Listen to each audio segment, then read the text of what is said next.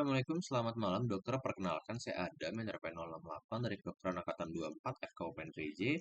Kali ini saya akan menjelaskan tentang kasus ketiga FM6 yang berjudul, jadi saya beri judulnya Vira, Dina, dan Cardiovascular System. Saya akan mulai dari overview terlebih dahulu. Vira dan Dina, dua orang mahasiswi menonton video cardiovascular system.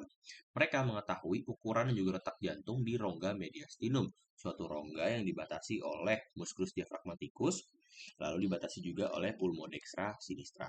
Lalu, mereka mengetahui perbedaan otot jantung dengan otot skelet dan otot polos, di mana otot jantung sendiri memiliki diskus interkalar. Diskus interkalar ini adalah desmosom digabung dengan gap junction. Lalu, Vira dan juga Dina mengetahui volume darah per menit yang dipompa jantung dalam kondisi normal dan juga dalam kondisi aktivitas. Mereka berdua juga telah mengetahui bagaimana sebenarnya regulasi dari kontraksi otot jantung. Lalu, mereka juga mencoba Vira meletakkan stetoskop di dada Dina dan mendengarkan ada bunyi loop dan juga dup seperti itu. Saya akan jelaskan di bagian anatomi, histologi, juga fisiologi terkait dengan overview ini. Berdasarkan overview-nya, anatomi yang difokuskan di sini adalah anatomi dari kordis atau jantung. Nah, jantung sendiri di sini adalah suatu organ vital di rongga mediastinum, khususnya di rongga mediastinum media. Dia terdiri dari dua atrium dan dua ventrikel, sepasang, dextra, sinistra, seperti itu. Atrium sendiri dia dibungkus oleh jaringan yang kita sebut sebagai auricula. Lalu untuk ventriculus sendiri, dia memiliki penebalan dari otot, seperti otot jantung. Karena memang dia bertugas untuk memompa darah keluar menuju sirkulasi, sirkulasi pulmonal dan sirkulasi sistemik seperti itu. Nah, di sini ada pembuluh darah besar. Ini ada vena cava superior, vena cava inferior dari bawah sini. Mohon maaf saya tidak tuliskan. Lalu ada di sini truncus pulmonal, lalu ada aorta ascendens, arcus aorta, dan aorta descendens seperti itu. Nah, jantung sendiri memiliki beberapa garis-garis ya. Ada margo acutus, margo obtusus seperti itu. Ada sulcus-sulcusnya. Sulcus yang membatasi atrium dan juga ventricle adalah sulcus atrioventricularis seperti itu. Nah, ini ada apex cordis di bagian ujung jantung, lalu ada basis cordis di bagian posteriornya. Oke, lalu pada bagian dalamnya, ya di sini jantung juga memiliki struktur yang cukup kompleks. Ini ada atrium-atriumnya ya, atrium dextra, atrium sinistra. Nah, lalu di sini ada katup-katup. Katup-katup ini adalah semacam katup sih benar, katup yang nanti dapat terbuka dan menutup sesuai dengan tekanannya. Itu akan saya bahas di fisiologi seperti itu. Nah, katup ini ya dia terdapat struktur-struktur seperti benang yang kita sebut sebagai chorda tendine yang berfungsi untuk menahan si katup ini agar tidak terbuka secara bebas sehingga agar darah tidak kembali dari ventrikel ke atrium seperti itu. Nah, lalu di sini ada ventrikel-ventrikelnya. Saya bilang tadi ada penebalan dari otot jantung ya. Nah, di sini penebalannya ada di ventriculus ya, ventriculus sinistra yang lebih tebal dari ventriculus dextra karena dia harus memompa darah menuju ke sirkulasi sistemik seperti itu atau seluruh tubuh lah mudahnya. Di sini ada pembatasnya juga ya septum interventricularis seperti itu. Nah, jantung sendiri dia dibentuk oleh tiga lapisan yaitu perikardium, miokardium atau yang bagian otot ini dan endokardium. Nah, endokardium sendiri dia tersusun dari jaringan ikat ya. Lalu miokardium tersusun oleh otot jantung atau kardiomiosit dan perikardium. Perikardium ini ada dua, mohon maaf. Perikardium spinosum dan perikardium fibrosum. Fibrosum yang menempel dengan jantung, sementara spinosum sendiri dia ada dua. Perikardium spinosum yang bagian visceral dan yang bagian parietal. Nah, lalu dua dua perikardium spinosum tadi dia akan membentuk rongga. Ya. Rongga ini nanti berisi cairan seperti itu, cairan-cairan yang dapat membantu melindungi jantung dari gesekan karena kan jantung selalu berdetak setiap harinya seperti itu. Oke, lalu jantung sendiri ya dia divaskularisasi oleh arteri coronarius seperti itu. Sinistra dan juga dextra ya, dia ada sinistra juga dextra nanti dia bercabang-cabang. Dia bercabang menjadi ramus descendens dan ramus circumflexa yang melingkar anterior juga posterior. Ujung-ujungnya akan menuju ke vena cordis magna dan juga vena cordis media seperti itu. Jantung sendiri sebenarnya dapat berkontraksi tanpa bantuan sistem saraf. Sementara itu, sistem saraf di sini dapat membantu jantung untuk mempercepat kontraksi atau memperlambat kontraksinya. Di sini mendapatkan persarafan dari trunkus simpatikus juga nervus vagus seperti itu. Lalu untuk histologinya sendiri, maaf, cordis ya tadi ada 3 ya, endokardium, miokardium, perikardium, jaringan ikat subendotelial ya. Kardiomiosit, ada diskus interkalar, desmosom juga gap junction. Lalu perikardium, sini ada jaringan fibrosum, spinosum, visceral juga parietal. Nah, lalu untuk katup-katupa sendiri dibentuk oleh jaringan spongiosa pada bagian superior, lalu jaringan fibrosa pada bagian medianya dan juga jaringan ventrikular pada bagian inferiornya seperti itu. Atrium sendiri dibentuk oleh sama jaringan ikat dan juga sinus coronarius. Untuk ventricle disusun oleh banyak miokardium dan juga serat-serat Purkinje. Serat Purkinje sendiri adalah percabangan dari his bundle. Seperti itu. Nanti kan saya jelaskan di bagian fisiologi. Oke, lalu di dalam jantung juga terdapat sel-sel unik yang kita sebut sebagai sel nodal atau sel otoritmik dan juga sel kontraktil. Untuk sel kontraktilnya, mohon maaf, bukan sel kontraktil. Tapi kedua sel ini, ya dia akan dihubungkan oleh ya, diskus interkalar, desmosom, dan juga gap junction, seperti itu. Oh ya, untuk kardiomiosit sendiri, dia adalah otot yang memiliki cabang. Jadi dia bercabang-cabang, lalu tersusun secara spiral, seperti itu. Memiliki 1 atau 2 nukleus. Dan memiliki banyak sitoplasma. Oke, sekarang saya akan melanjutkan ke bagian fisiologi. Jadi untuk fisiologi sendiri dari jantung saya akan membahas 3 poin besar yaitu elektrokimia jantung, curah jantung dan regulasinya, beserta siklus jantung. Saya akan bahas mulai dari elektrokimia jantung. Seperti yang saya bilang tadi, jantung dapat berkontraksi tanpa sistem saraf, tanpa bergantung kepada sistem saraf. Bagaimana caranya? Jadi di dalam jantung terdapat sel-sel pemacu atau sel pacemaker yang berkumpul menjadi satu nodus yang kita sebut sebagai nodus sinoatrial seperti itu atau nodus SA. Nodus SA ini nanti akan mengirimkan impuls listrik menuju sebenarnya sebelum ke nodus AV dia juga akan menuju ke Bachmann bundle seperti itu. Bachmann bundle akan menuju ke nodus AV. Nodus AV akan memberikan impuls listriknya menuju ke bundle of His, ya, ke His bundle, lalu akan bercabang menjadi 2. Bercabang menjadi 2, ya, cabang dari His bundle tadi, dia akan ke 2 sisi dari ventricle. Nah, ini adalah serat-serat Purkinje yang tadi saya bilang di histologi, seperti itu. Nah, nodus SA akan menghasilkan 60 sampai 80 beat per menit atau ya heart rate kita normalnya. Lalu dia semakin bercabang sampai ke ini dia akan semakin turun beat per menitnya atau BPM-nya. Pada nodus AV dia hanya menghasilkan 40 sampai 60 BPM, his bundle dan serat Purkinje akan menghasilkan 20 sampai 40 BPM seperti itu.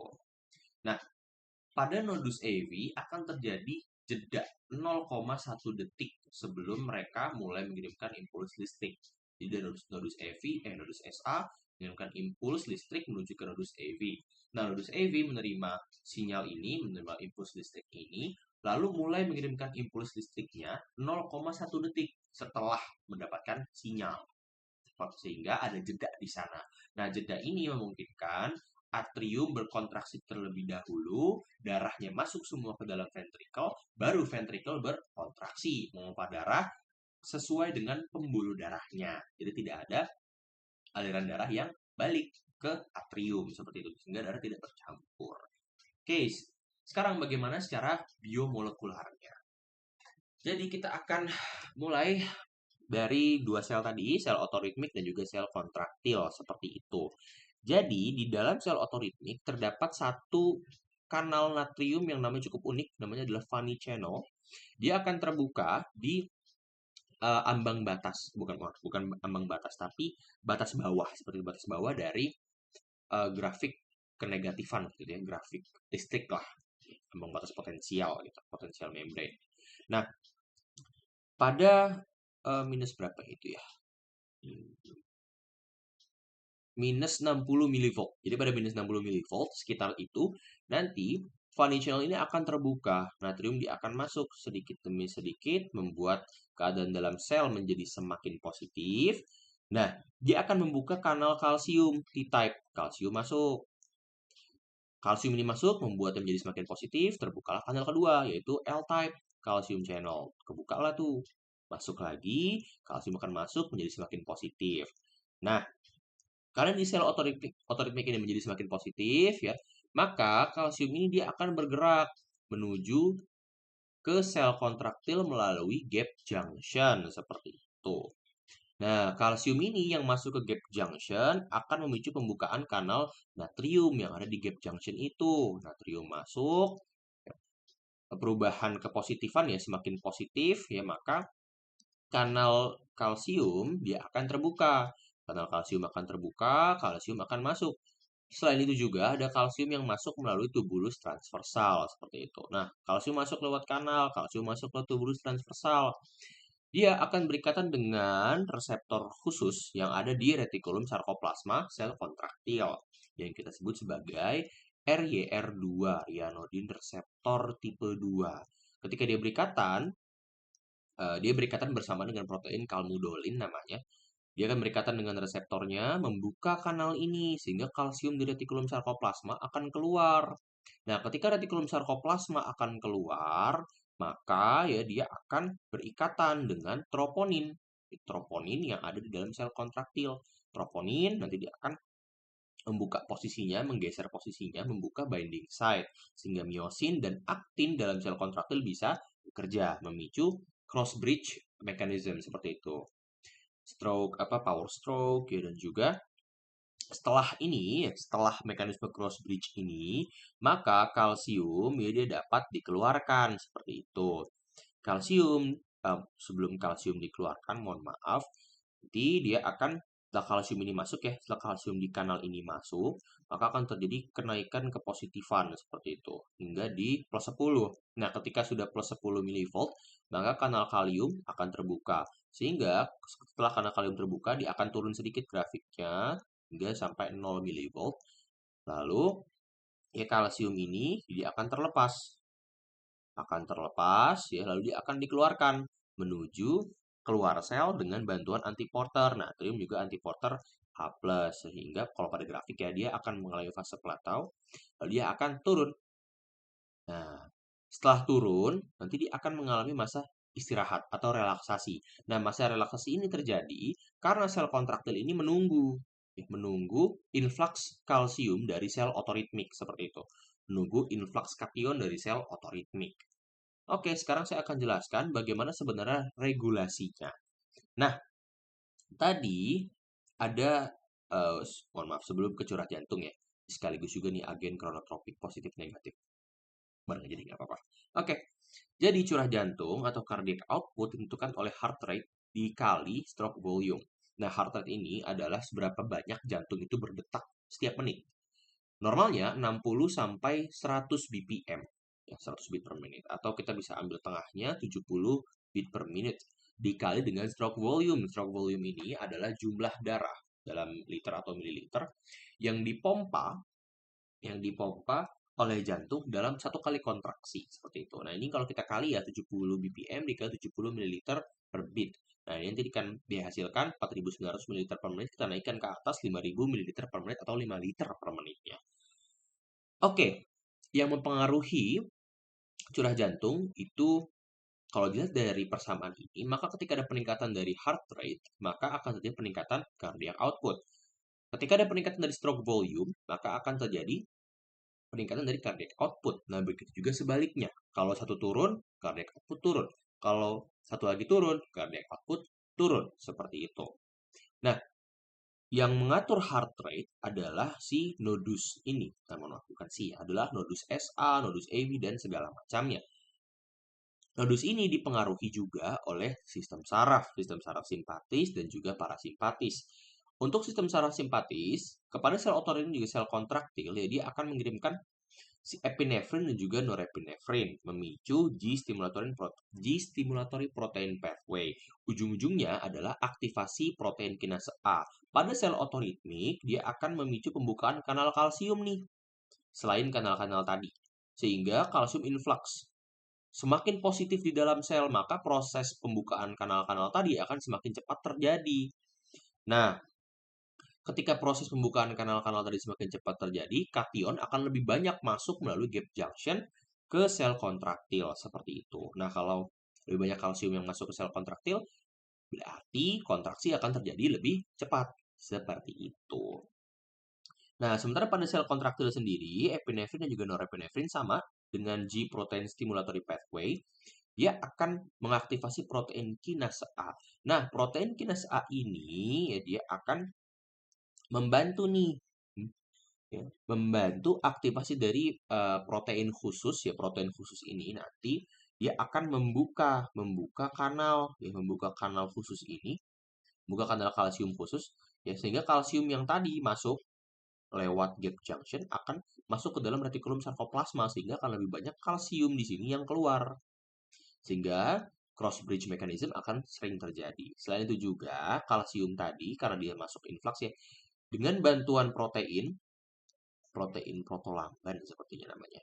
Nah, dia akan membuka kanal kalsium yang ada di bagian perifer dari sel kontraktil ini yang ada sel nomor 6.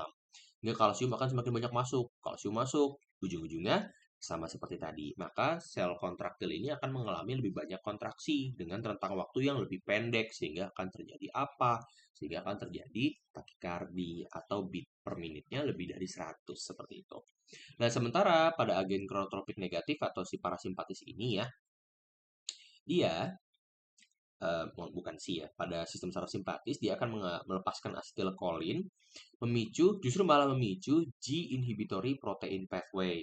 Intinya adalah dia akan menginhibisi G stimulatory protein pathway tadi ya, dan juga menginhibisi kanal kalsium ini, sehingga ya dari seluruh proses tadi dia akan terinhibisi, sehingga efeknya adalah bradikardi atau beat per minute-nya kurang dari 60 seperti itu. Lalu ada juga agen kronotropik positif lain kayak hormon tiroid, suhu tubuh, kalsium, tekanan parsial O2 dan CO2, dan juga pH beserta kemoreseptor. Karena untuk agen kronotropik negatifnya dominan diisi oleh ion kalsium dan juga kalium seperti itu.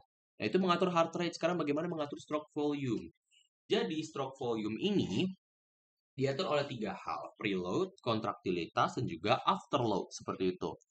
Yang perlu dipikirkan, peningkatan preload dan kontraktilitas akan meningkatkan stroke volume, sementara peningkatan afterload akan menurunkan stroke volume. Penurunan afterload akan menaikkan stroke volume. Jadi, preload ini adalah volume diastolik akhir atau volume yang tersisa dalam ventricle setelah fase relaksis, yaitu fase diastol seperti itu. Dipengaruhi oleh area balik vena, sistem saraf simpatis juga, dan juga heart rate seperti itu.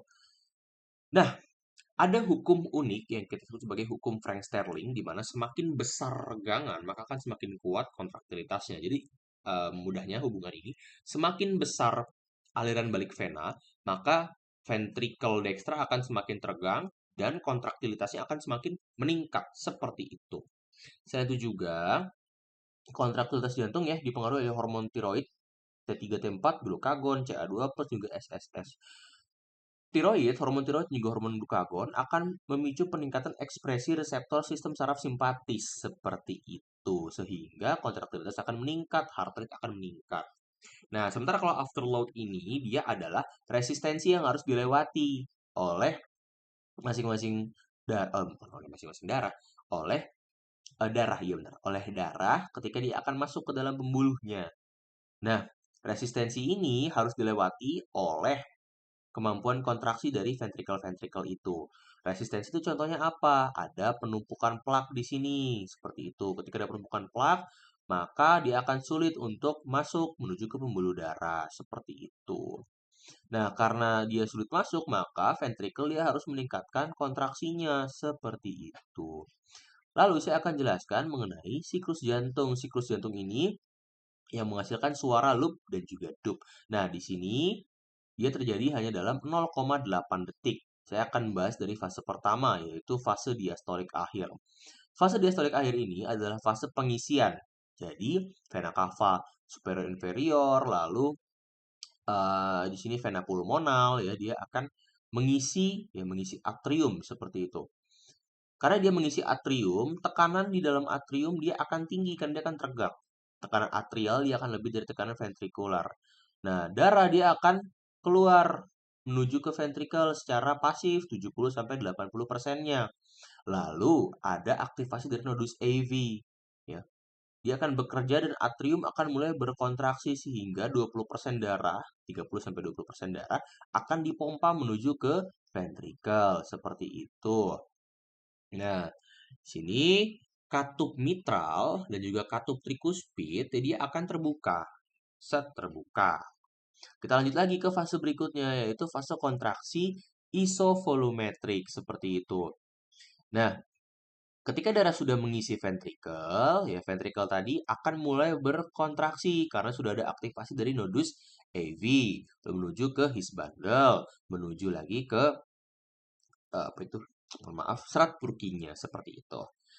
Oke, setelah dia berkontraksi, maka tekanan atrial ya yang awal tadi lebih besar dia akan turun nih, akan lebih kecil dibandingkan dengan tekanan ventrikel. Nah, karena tekanan ventrikel lebih besar, darah dia akan bergerak ke atas. Ini karena kontraksi juga ya. Bergerak menuju ke atas. Akan bergerak menuju ke pembuluh-pembuluh darah. Tapi, valva, tricuspid juga mitral itu masih belum terbuka. Seperti itu. Nah, di sini, mohon maaf, bukan terbuka. Ya, iya betul. Katup ini ya, katup mitral dan juga katup trikuspid ya. Dia sudah tertutup, mohon maaf, karena dia ketutup, dia akan menghasilkan bunyi. Bunyi yang kita sebut sebagai bunyi loop atau bunyi S1. Lanjut lagi ke fase isovolumetrik akhir. Bukan. Ini fase sistol ventrikular, mohon maaf. Fase sistol ventrikular yang akhir seperti itu. Jadi ventrikel tadi karena dia masih berkontraksi, dia akan memicu peningkatan dari tekanan ventrikulnya. Tekanan ventrikular dia akan semakin meningkat, melebihi tekanan yang ada di aorta dan juga arteri pulmonal seperti itu. Darah nih dia akan bergerak nih menuju ke arteri pulmonal dan juga aorta ascendens seperti itu. Nah, karena tekanannya semakin besar, maka valva semilunar yang menutup tadi di aorta dan juga arteri pulmonar akan terbuka, darah masuk ke sana seperti itu. Lalu lanjut lagi ke fase terakhir, fase relaksasi isovolumetrik seperti itu. Ketika darah sudah masuk ke arteri pulmonar dan juga aorta, mereka akan meregang. Nah, ketika mereka akan meregang, dia akan mengalami recoil seperti anak panah, seperti tali pada busur panah ketika dia ditarik ke belakang, dia akan mengalami recoil ke depan. Tek. Nah, recoil ini dia akan memicu darah untuk bergerak, ya, untuk bergerak ke arah manapun seperti itu. Nah, karena pada arteri pulmoner ada dua cabang, maka dia recoil tadi akan memicu pergerakan darah ke arteri pulmoner sinistra dan juga dextra. Pada aorta, dia akan memicu pergerakannya menuju ke arteri subclavia, truncus brachiocephalica, arteri cardiac communis hingga sampai ke aorta descendens seperti itu. Nah, selain menuju ke pembuluh darah yang memang ditujukan untuk darah ini, mereka juga akan balik sedikit. Ya, darah ini akan balik sedikit setelah dia naik juga akan balik sedikit akibat recoil tadi. Nah, karena mereka balik sedikit akan menutup valva semilunar. Nah, karena valva semilunar yang tadi terbuka ini ketutup, akan timbullah bunyi dup seperti itu atau S2. Setelah itu, ventrikel akan mengalami relaksasi dan masuk ke fase pertama, yaitu fase diastolik akhir. Seperti itu. Oh iya, mohon maaf saya belum membahas ini refleks atrial vein bridge. Ya ini udah selesai, kita bahas ini dulu. Jadi ketika ada peningkatan aliran balik vena, maka kan ini regangannya akan semakin besar. Nah, ketika regangan ini semakin besar, dia akan dideteksi oleh pusat kardiovaskular sehingga nodus SA dia akan terstimulasi ya dan juga bekerja lebih keras sehingga heart rate akan meningkat atau detak jantung akan meningkat seperti itu. Baik, sekian dari saya. Terima kasih. Mohon maaf kalau agak lama.